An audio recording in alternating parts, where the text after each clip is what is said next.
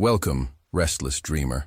You've just stepped into the shadows of sleep, where stories whisper and the darkness listens. I'm your guide tonight, your voice in the void, here to lead you gently into nightmares wrapped in lullabies. Before we begin, press like if you're brave enough, and subscribe for more midnight tales that blur the line between sleep and terror. Tell me in the comments, where are you watching from, and what hour has found you? The Smoky Ridge Firewatch Tower had been standing since 1952, creaking in every wind and groaning with each season change. Caleb Mears knew every corner of it, the rot-softened floorboards, the old crank generator, even the names carved into the desk from rangers long retired, or long buried. It was just past 11:45 p.m. when the static on the base radio hiccuped. Caleb leaned forward, squinting through his glasses at the analog dials. The weather was shifting. Clouds moved like bruises over the full moon. Lightning crackled miles off. He reached for his logbook, noting down the weather. Then the voice came. "Beacon 1, this is Ridge Unit 11. Do you read?" The voice was calm, low, confident. Caleb blinked. That wasn't a known call sign. Ridge units hadn't been used since the 90s, and certainly not in his time. He keyed the mic. Ridge 11, I copy. Can you confirm your ID? Eli Kemp, Ranger, stationed out of Firepost Breckwood. Caleb froze. Breckwood had burned down, years ago. Everyone in the Smoky service knew the story. Lightning strike, propane explosion, one casualty. A ranger named Eli Kemp. Caleb remembered reading about it in training. This had to be a prank. Ridge 11, Caleb said slowly. That site's been decommissioned for over 3 decades. The radio hissed for a long moment. Then, something's moving up the mountain. Thought you'd want to know. A cold wind rattled the tower's paneled glass. Caleb glanced out across the forest. Trees swayed in the stormlight like drunk shadows. What's moving? The same thing that got me. You didn't hear it, Caleb. You felt it, in the bones. It's looking for the light again. Caleb sat back, heart thumping against his ribs. He hadn't told the voice his name. At 12:12 a.m. the beacon light blinked once and went out. Power outage. Perfect, Caleb muttered. He kicked the backup generator into gear, coughing as diesel fumes flooded the cabin. The tower's flood lamp buzzed, flickered, and stayed dim. The radio remained eerily quiet. He tried calling base camp. No answer. Reached out to Patrol Truck 4. Silence. Even his satellite phone refused to find a signal. The storm wasn't helping. Caleb shivered, suddenly aware of how dark the forest had become. The tree line looked closer than before, or maybe it was just the way the trees leaned. He turned the radio back on. "Still there, Caleb?" The voice came without static now, clear, calm, right in his ear. He didn't answer. "You left the light out too long. It's already climbing. The beacon's the only thing that holds it back." "What the hell are you talking about?"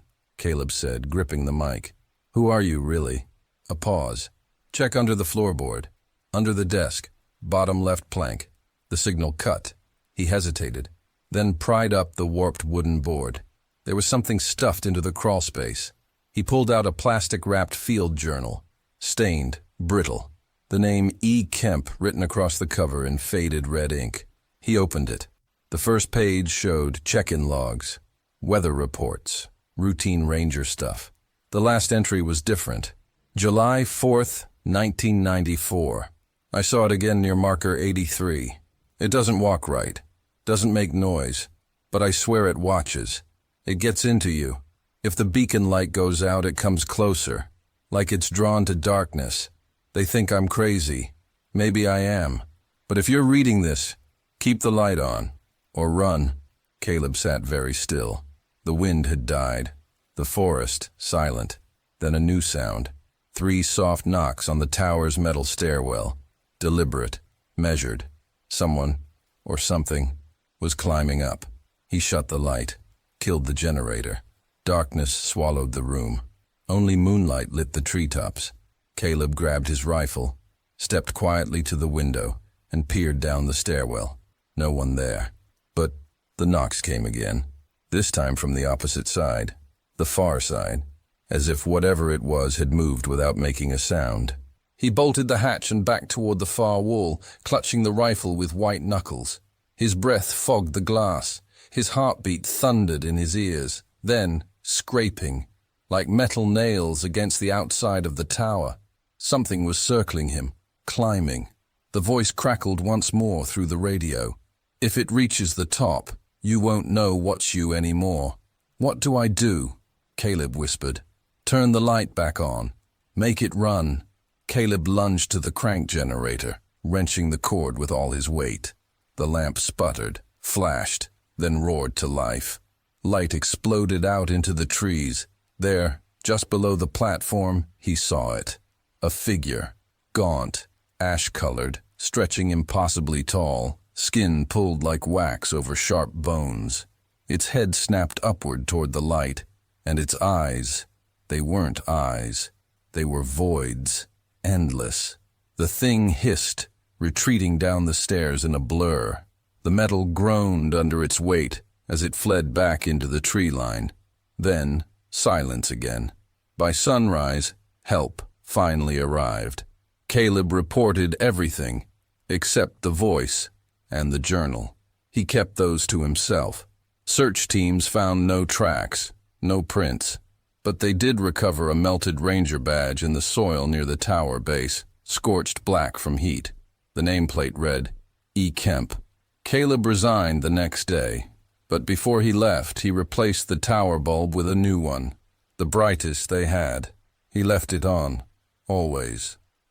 The forest had always been quiet, but not like this. Owen Ridge leaned against his truck, chewing on the edge of a protein bar as he squinted at the overcast sky. He'd worked as a forestry technician in Black Hollow Preserve for nearly 7 years, and he'd seen his fair share of fires, illegal camps, and even a meth lab once. But a trail of ash leading into the woods without any known source, that was a first. Dispatch had logged the report from a hiker named Ray Holt, regular guy, known to the park. Ray claimed he saw scorched trees in a perfect arc, like something had burned through the forest in a sweeping circle, but no signs of a campfire, lightning strike, or even trash. Just blackened bark and a lingering sour heat in the air. Owen zipped up his vest and strapped on his backpack. He was already an hour behind schedule thanks to a morning storm that had turned half the gravel road to slush. But he couldn't ignore this. Fires left scars, and scars in these woods lasted a long time. He started down the unmarked path, his boots sinking into the wet leaves. The trees leaned in close here, older than most, the kind with trunks so thick they could have been mistaken for walls. 20 minutes in, he caught the first signs. A line of trees with scorched bark about 2 feet up from the ground, forming a visible arc through the undergrowth. No smell of smoke, no cinders, just heat. As he moved deeper, the air grew stiller, heavier. Birdsong faded, then disappeared entirely. Owen paused and clicked his radio. "Dispatch, Ridge here. I've found the trail. Doesn't look like a typical fire. Continuing in." A burst of static. "Copy that. Keep us updated." He pushed forward. The arc grew tighter, funneling him into a clearing he'd never seen before, and he'd mapped nearly all of this preserve himself. In the center sat a blackened ring of earth, perfectly circular, about 20 feet across. No vegetation, no wildlife. Just that strange, scorched soil, surrounded by trees that seemed to lean away from it. It looked almost like the foundation of a building that had never been built, or had been burned out of existence. Owen stepped into the ring. The ground was warm beneath his boots. Something crunched. He looked down and saw a melted black lump, plastic maybe. He knelt, brushing away ash until he found a partially fused handheld recorder, the kind used for interviews, ghost hunters, or amateur musicians. Melted buttons, cracked screen, but the SD card slot looked intact. He slipped the card into a pouch, snapped a few photos, and stood to leave. The woods around him held their breath. Back at the outpost, the card itched at him. He waited until the others had cleared out for lunch, then booted up the old computer in the back room. It still had an SD reader. He slid the card in, clicked the first file. The speakers popped. Static. Then laughter. Young voices, a group maybe 5 or 6, laughing, joking, someone strumming a guitar badly. A girl's voice came through clearer than the others. "This place is crazy. You sure this isn't private land?" A male voice replied, "Nope. Public preserve. Just off trail. Totally legal. We'll roast some dogs, camp overnight, and be back by morning." Then came a rustle. Wind, a crackle. What was that? Laughter. More rustling. And then nothing. Just the wind. Except it didn't sound like wind. It was deeper, more rhythmic. Like breathing. Owen leaned in. A sharp gasp from one of the girls. "It's not the fire. It's breathing." The laughter stopped. A rustle. Someone stumbling. A scream. And then a sound Owen would never forget. Low, guttural, and wrong. Not an animal. Not a man. Something primal. The file ended. Owen sat back, heart thudding. He clicked another file. This one was shorter. Whispers. Names. He couldn't make them out. Then a shriek, cut off like someone yanked the recorder away. The final file was only 3 seconds. A soft female voice barely above a whisper. Owen. He yanked the card out. He hadn't told anyone his name. The supervisor didn't believe him. Probably some TikTok crap. Fake sounds. Staged nonsense. We get that all the time. Toss the recorder in the junk drawer and move on. But Owen couldn't. That voice, saying his name, it wasn't a coincidence. That night, he drove back into the preserve. Alone. The air thickened the moment he stepped out of the truck. Fog curled low over the forest floor. No wind, no animals, just the sound of his own breath. He followed the same path, flashlight cutting a narrow beam through the black. The arc was still there. So was the circle. But now something had changed. At the far edge of the ring sat a burned-out tent. He hadn't seen it earlier. Owen approached cautiously. The fabric was brittle, melted to the poles. Inside, a sleeping bag curled like a shed skin. A notebook lay on top of it, half charred. He flipped through. Pages of scrolls, drawings of circles, symbols, and one phrase repeated over and over. "It breathes in the hollow." His radio crackled. "Owen, come back." He froze. He hadn't touched it. "Owen, come back." Same voice from the tape. Same breathy whisper. He yanked the radio off his belt and threw it into the woods. The moment it hit the ground, the forest lit up. A dull red glow pulsed beneath the soil, spreading from the center of the circle outward. The trees groaned, bending inward. The air turned blistering hot. Something massive moved beneath the earth. He could feel it shifting, coiling. Then, in the middle of the circle, the soil cracked. A hand reached out. Not human, long, thin, covered in ash and pulsing veins that glowed like embers. Owen ran. He didn't look back, not until he reached the road. The next morning the circle was gone. The trail, gone. Even the ash was missing. He filed a report, but there was nothing to back it up. No photos, no recordings. Even the SD card had melted inside its case. The only thing left was the notebook, but the pages were blank. Owen no longer works at Black Hollow. He doesn't go near the woods.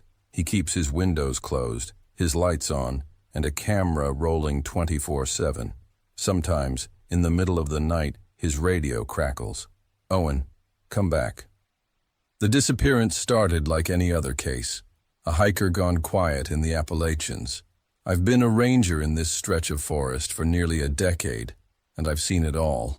Lost campers, broken ankles, couples who hiked in drunk and came out sunburned, freezing and furious. But this one, it started strange and ended worse. Her name was Leia, 26, outdoor enthusiast. According to her sister, she was smart, cautious, and not the type to wander off without a plan. The last anyone heard from her was a photo she texted, a ridge shot from an overlook. She stood smiling with a sunset behind her, the kind of photo that usually ends a trip, not marks a disappearance. She never texted again. The search started the next morning. Standard procedure, grid searches, scent dogs, and thermal drones. By then, the leaves had already dropped and the forest was all skeleton limbs and open visibility. It should have been easy, but it wasn't. Not a single track, not a footprint, not a wrapper, not a water bottle. And the dogs? They acted wrong. Tails tucked, ears back, circling like they didn't want to be there, like they knew something we didn't. By day 2, I was restless. Something about the photo nagged at me. I'd looked at it a dozen times, tracing the ridgelines in the background. I knew these woods. I'd mapped them myself, but that overlook didn't match anything. Not officially. Then it hit me. The background, those rock spurs, the slope like a folded arm, looked a hell of a lot like the edge of Black Hollow. Black Hollow's off limits. We close it every year after the first frost. It's riddled with sinkholes and sudden drops, some 30 feet deep and invisible until you're standing over one. People disappear there. Not often, but enough. That morning, I skipped protocol. Didn't even check in. I parked off an old fire road and hiked in alone. The air was so cold it cut into your lungs with every breath. The trees creaked under their own weight, and a low fog hugged the ground like spilled milk. I moved fast, heart thumping, eyes scanning. Around noon, I saw it. A strip of bright blue fabric caught on a thorn bush. The same color as Laya's jacket in the photo. My stomach flipped. I marked it on my GPS and clicked my radio. Static. Not the choppy kind you get with bad reception, just nothing. A thin, lifeless hiss. I checked my compass. The needle spun like it was drunk. My GPS blinked, then died completely. I stared down the slope. The forest grew denser here, limbs tangled like bones. I followed the torn fabric trail into the thicket. The brush grabbed at my jacket like hands. I had to duck and twist to get through. That's when I found the prints. Bare feet, small, toes splayed, pressed deep into the damp earth. No shoes, no socks, just naked feet walking into the dark. They didn't look panicked. No signs of stumbling or running, just a steady pace. The prints led me to it. A cave. I swear it hadn't been there before. Just a jagged slit in the limestone, wide enough to crouch through. My flashlight barely reached the back. I called out, "Laya." My voice came back hollow, dead, like the rock swallowed it. I crept in, maybe 10 feet. That's where I found them. A pair of women's hiking boots, side by side, laces untied, tongues pulled forward, like someone had taken them off calmly before walking deeper in. I didn't go deeper. Instinct screamed at me. I backed out slow, boots crunching on the gravel. The light outside looked wrong, dimmer than before, like dusk, though my watch still said 2:13 p.m. And then, "Derek," my name, spoken low, ragged, from the trees. I froze. No one calls me that out here. Only 4 people even knew where I'd gone. I turned slowly. "Who's there?" Silence. Then movement. Just past the trees, pale, slipping between the trunks. I drew my sidearm. "Identify yourself." No reply. I caught a flicker. Long black hair, bare shoulders, skin white as snow, bare feet slapping leaves. She moved too fast. I followed. Branches whipped my face. My boots slipped on moss. My breath came fast and loud, echoing like it didn't belong here. Whatever I was chasing, it wasn't trying to lose me. It was leading me. To the clearing. She was gone. But in the center of the moss-covered glade stood Laya's backpack. Upright. Zipped. I opened it with shaking hands. Inside, her phone. Intact. Dead battery. I pressed the power button. It flickered to life. One photo. Timestamp. Today. Laya at the same overlook. Same pose. Same clothes. Same forest. But behind her, something darker. A shape, half hidden in the trees. Watching. I don't remember dropping the phone. I just remember running. Not toward my truck, just away. My brain shut off everything but go. The woods felt alive, leaning in, branches tugging. The path seemed longer, twisted. The cold bit at my lungs. When I finally saw the ranger station roof, I nearly collapsed. I filed a report. Boots found. Pack recovered. Last known location logged. But I didn't mention the cave, or the voice, or the photo. Who would believe me? That night, locking up, I heard it again. My name. Software slow. Pulled like taffy. Deer eek. Floating on the wind through the pine. I barely slept. The next morning, I called in sick. Told them I needed a day. I drove home. Told myself I'd forget it. But at 3:14 a.m., I woke up. My phone buzzed. One new photo, taken from inside my house, my bedroom. In the corner, near the door, bare feet. The snow didn't fall in flakes anymore. Out here in the tundra, it came sideways in thick sheets, clawing across the ice like it had a purpose. Emery Cale zipped his parka up to his neck and stepped onto the frozen gravel outside the Outpost bunker, wind howling past the steel entrance. Nothing for miles. The next manned facility was 300 miles south. He was alone. He preferred it that way. The communications outpost, a repurposed Cold War relay station, had been assigned to him for a 3-month winter rotation. His job, monitor radio frequencies for anomalies related to solar storms and geomagnetic interference. A solitary post with old Soviet bones beneath the floor and Arctic winds singing through its ducts. Inside, the interior was Spartan. 1 bunk, a workstation, 3 analog receivers, and an aging switchboard labeled by hand. Signal Room 6 had been locked since the Carter administration.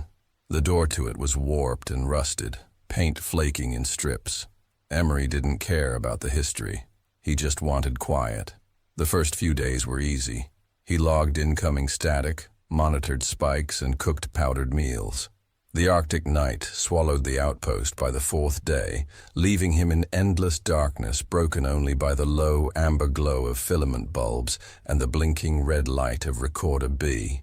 One night, just after midnight, Receiver A blipped. A faint sound, like a voice beneath rushing water, sputtered in and cut out.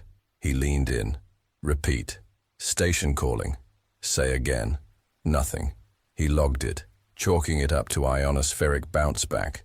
Old stations did that sometimes. Ghost transmissions from decommissioned bases reflecting off atmospheric layers.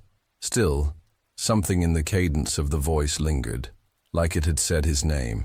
The transmissions grew more frequent, always on 84.06 megahertz, a dead frequency according to the charts.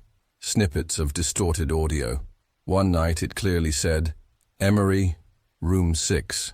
He stared at the receiver, blood cooling in his limbs. Who is this? He asked. Silence, then a crackle like someone exhaling through wet cloth. He rewound the tape, played it again. Room 6. He hadn't told anyone about the old door. The logbooks didn't mention it. It wasn't part of his patrol. And yet, the door stood there, a little more open each time he passed it.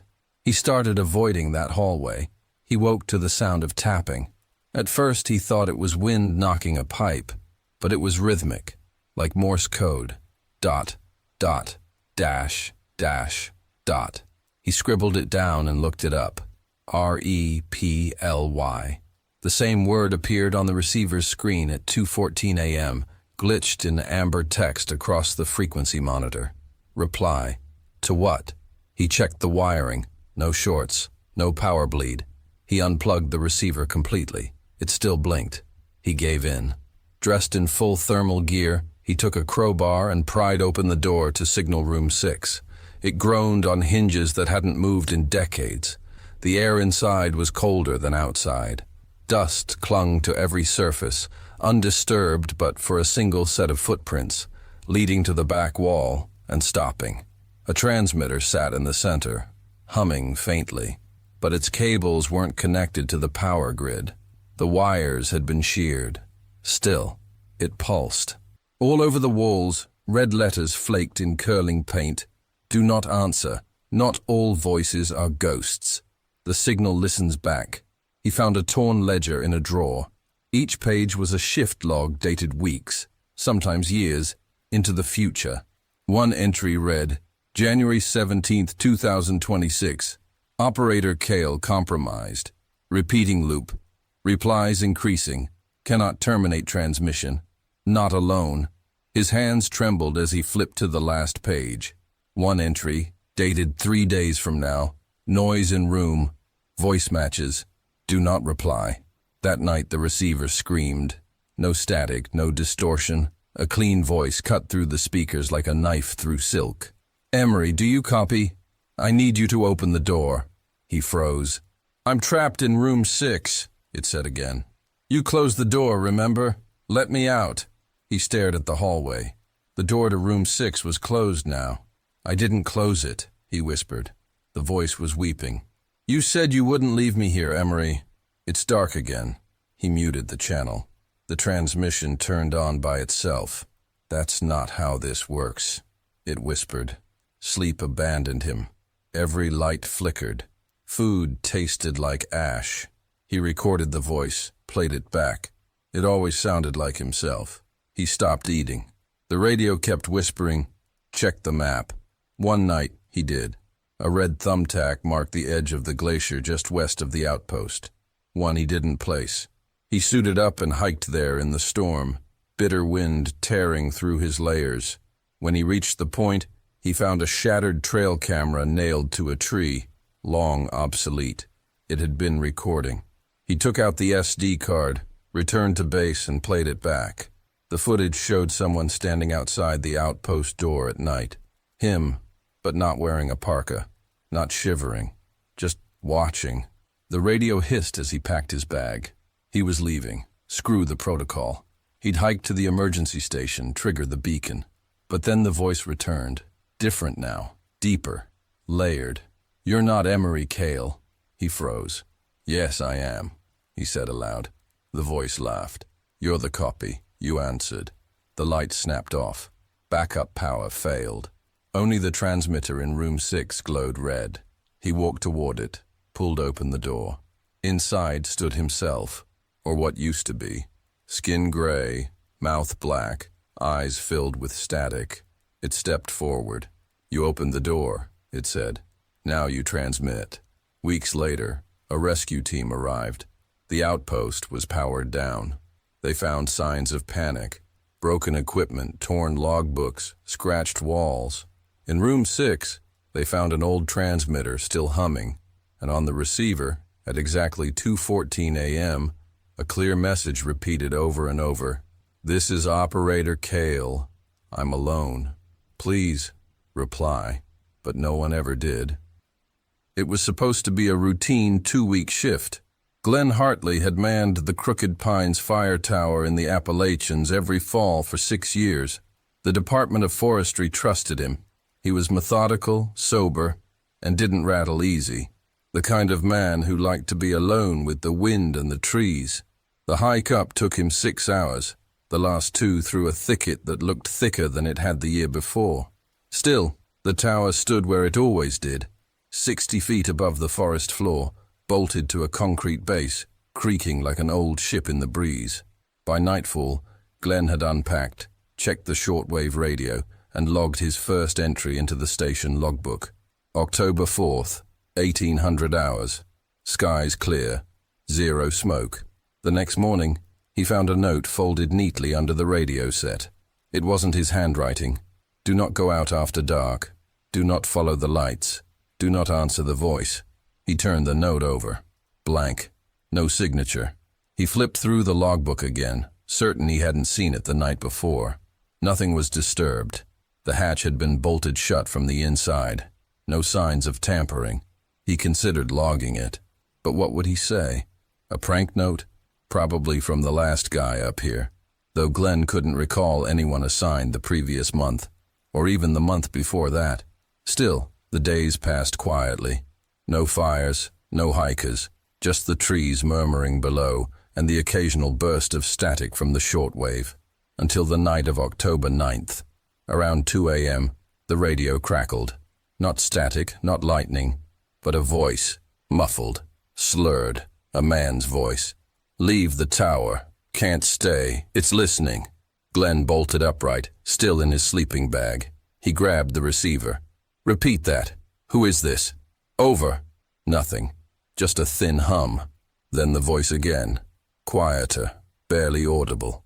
"It has your voice already." Then silence. Glenn didn't sleep the rest of the night. The next day, Glenn swept the tower. Every inch, floorboards, crawl space, battery storage. Nothing. He chalked it up to interference. Maybe a CB from a long-haul trucker bouncing weird off the mountains. But that evening, something shifted in the trees. As the sun dipped, he noticed a flicker in the tree line. A pale yellow light, like a lantern swaying behind the leaves. It bobbed once, paused, then vanished. He watched until the sky turned black. No movement, no sound. Then, the voice returned. "Follow the light. Bring the logbook. We are waiting." This time it was his voice. Perfect. Flat. No inflection. Like someone had recorded him and was now playing it back. Glenn shut the radio off. He didn't sleep that night either. By October 11th, he was paranoid. His logbook showed entries he didn't write. Entries dated for days ahead. October 14th. Followed the path into the trees. Tower gone. No way back. October 15th. The light is inside the tower now. It wears my face. He tore the pages out and burned them in a tin coffee can on the balcony. The next morning, the pages were back in the book. Uncut. Unburned. He called base camp that day. Told them he was experiencing equipment failure. Strange interference. They promised to send someone up in 2 days. That night, the light was closer. He swore it hovered at the base of the tower, pulsing behind the support beams. The wood moaned under pressure, like something heavy was climbing the stairs. He locked the hatch and backed away. The steps creaked. 1, 2, 3, then silence. He waited, hatchet in hand, until dawn. When he opened the hatch, no one was there. But he found something nailed to the outside door. A sheet of his logbook, dated October 17th. It let me go, but it came with me. That morning, he decided to abandon the post. He packed only his essentials and took the marked path down. The same path he'd hiked a dozen times, but something was wrong. The trail bent too soon, leading him to a clearing that shouldn't exist. There, standing in the middle, was another tower, identical. Same height, same paint, but darker, as if soaked in shadow. And someone stood in its balcony. Him. It was his face, his stance, his clothes, but not his eyes. They stared straight at him, wide, hollow, wrong. Glenn turned and ran, cutting through the trees.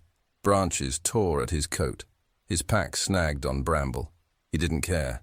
He ran until his lungs screamed and the forest spat him back out at the base of the original tower. Only the tower door was open. The radio crackled. "Welcome home, Glenn. We've been practicing your voice." That night the light was inside. It hovered in the corner of the room, pulsing softly, humming like a tuning fork. Glenn sat across from it, unable to move.